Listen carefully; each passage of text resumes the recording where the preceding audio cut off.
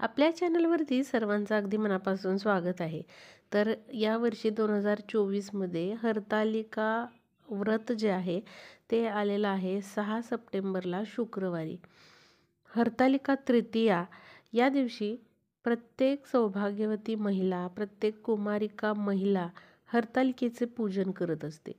तर हे हरतालिकेचे पूजन 2024मध्ये कुठल्या मुहूर्तावर करायचे आहे, त्याचबरोबर उपवास कोणी करायचा, कसा करायचा, हे व्रत कसं करायचं, उपवास कधी सोडायचा, त्याचबरोबर गर्भवती महिला असतील, बाळंत झालेल्या महिला असतील, त्यांनी हे व्रत कसं करायचं, उपवास करायचा की नाही, त्याचबरोबर उपवास सोडताना कुठला पदार्थ आपण खायचा आहे, हे आपण या व्हिडिओमध्ये बघणार आहोत. तर व्हिडिओ शेवटपर्यंत बघा, म्हणजे सगळ्या प्रश्नांची तुम्हाला उत्तरे मिळतील. तर भाद्रपद शुद्ध तृतीयेला हरतालिका पूजन केलं जातं. यालाच हरतालिका तृतीया असंही म्हणतात.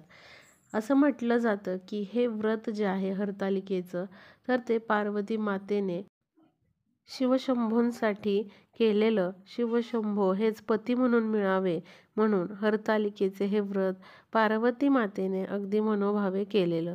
त्यामुळे बघा, हे जे व्रत आहे हरतालिकेचे, तर कुमारिका महिला, कुमारिका मुली ज्या आहेत, तर त्या देखील करतात. मनासारखा पती मिळवण्यासाठी हे हरतालिकेचे व्रत कुमारिका महिला, मुली करतात. आणि त्याचबरोबर सौभाग्यवती महिला देखील हे हरतालिकेचे व्रत करतात, उपवास करतात. कारण आपला पती जो आहे, तर त्याला दीर्घायुष्य लाभावं, त्याचबरोबर पतीची प्रगती व्हावी, यासाठी सौभाग्यवती महिला हरतालिकेचे व्रत हे करतात. या दिवशी स्त्रियांनी हरतालिकेचा उपवास केलेला शुभ समजला जातो. जर तुमच्या प्रकृतीला झेपत असेल, शरीराला झेपत असेल, तर तुम्ही हरतालिकेचा उपवास हा करू शकता. पण जर तुम्हाला आरोग्याच्या तक्रारी असतील, जर तुम्ही प्रेग्नंट असाल किंवा तुमचे आत्ताच डिलिव्हरी झालेली असेल, म्हणजेच तुम्ही बाळंत असाल, तर तुम्ही या दिवशी फक्त पूजा मांडणी करून मनोभावे ही सेवा करू शकता आणि उपवास नाही केला तरीही चालू शकेल. त्याचबरोबर तुम्ही वयस्कर असाल तरी देखील तुम्ही या दिवशी फक्त पूजा मांडणी करून, त्याचबरोबर अशा प्रकारे उपासना करून तुम्ही हे व्रत हरतालिकेचे करू शकता. उपवास करण्याची काहीच आवश्यकता नाही. त्याचबरोबर विधवा महिला देखील हे व्रत करू शकतात. त्यामध्ये कुठली शंका मनामध्ये न ठेवता तुम्ही मनोभावे शिवशंभो शंकरांची उपासना म्हणून हे व्रत करू शकता. आता ज्या महिला या दिवशी उपवास करणार आहेत, त्यांनी उपवासाचे जे पदार्थ आहेत ते खाल्ले तरी चालतील. बऱ्याच महिला या दिवशी निरंकार उपवास करतात किंवा या दिवशी फलाहार करून हा उपवास केला जातो. म्हणजेच यामध्ये फक्त फळे खाऊन, त्याचबरोबर दूध तुम्ही पिऊ शकता. अशा प्रकारे हा उपवास केला जातो. हरतालिकेचा जो उपवास आहे तो आपल्याला संध्याकाळी सोडायचा नसतो. हरतालिके दिवशी आपल्याला दोन्हीही वेळेला उपवासाचेच पदार्थ खायचेत किंवा फलाहारच घ्यायचा आहे. आणि हरतालिकेचा उपवास हा आपल्याला दुसऱ्या दिवशी सोडायचा आहे. म्हणजेच यावर्षी शुक्रवारी 6 सप्टेंबरला हरतालिका हे व्रत करायचं आहे आणि हरतालिकेचा उपवास जो आहे तो 7 सप्टेंबरला शनिवारी तुम्हाला सकाळी सोडायचा आहे. व्रत सोडताना तुम्ही हरतालिकेच्या पूजेची उत्तर पूजा करून घ्यायची आहे आणि त्यानंतर तुम्हाला व्रत सोडायचं आहे. व्रत सोडताना तुम्ही कानोले, दूध यावरती व्रत सोडू शकता किंवा चुरमा करू शकता. चुरमा म्हणजे चपाती चा चुरा करून त्यामध्ये गूळ आणि तूप मिक्स करून त्या चुरम्यावरती तुम्ही अशा प्रकारे उपवास तुमचा सोडू शकता. आणि जेवणामध्ये तुम्ही भात, भाजी, पोळी, आमटी अशा प्रकारे सात्विक आहार घ्यायचा आहे. शक्यतो तुम्हाला या जेवणामध्ये कांदा आणि लसूण हे वर्ज्य करायचं आहे. आधी सांगितल्याप्रमाणे गर्भवती महिला असतील, बाळंत झालेल्या महिला असतील, त्यांनी या दिवशी उपवास न करता अशा प्रकारे पूजा मांडणी तुम्ही करू शकता आणि मनोभावे शिवशंभो शंकरांचे पूजन हे करू शकता. जर महिलांना मासिक धर्म आलेला असेल तर मासिक धर्मामध्ये तुम्ही पूजा मांडणी करायची नाही, तर फक्त या दिवशी तुम्ही उपवास हा करू शकता आणि उपवास हा आपल्याला दुसऱ्या दिवशी सोडायचा आहे.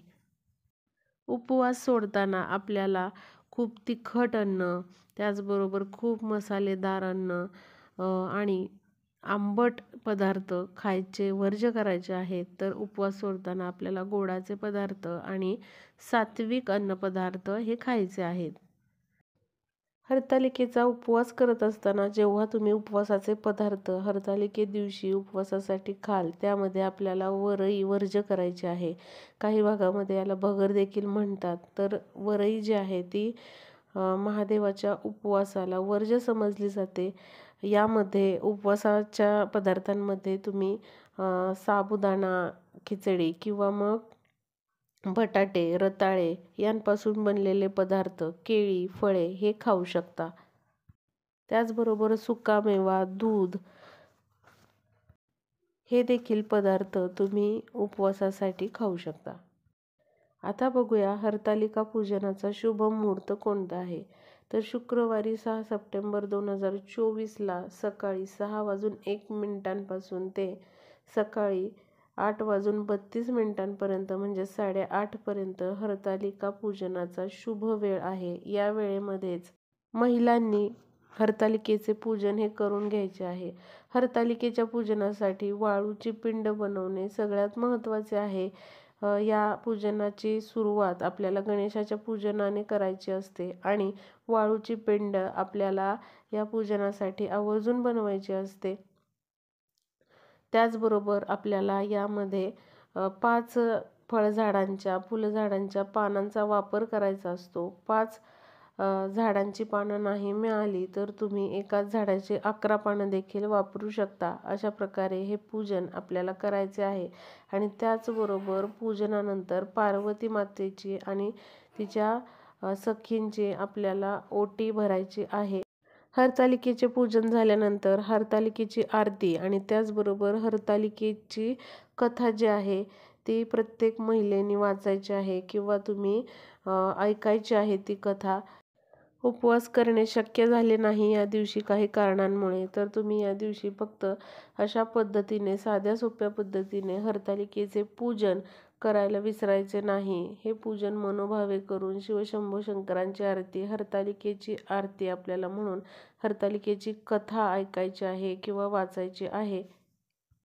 हरतालिकेचे हे पूजन कसे करायचे याचा व्हिडिओ आपल्या चॅनलवरती संध्याज लाईफस्टाईल यावरती अवेलेबल आहे, तर तो तुम्ही जाऊन बघू शकता.